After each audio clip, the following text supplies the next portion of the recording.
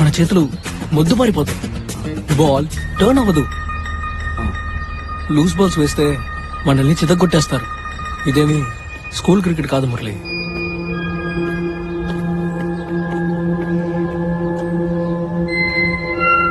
నువ్వు వాడి దగ్గర జాగ్రత్తగా ఉండు.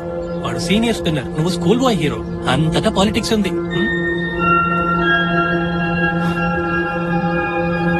అరవింద, మురళి ఏదో చేస్తున్నాడు చూడు. మురళి, ఒంటరిగా ఏం చేస్తున్నావు?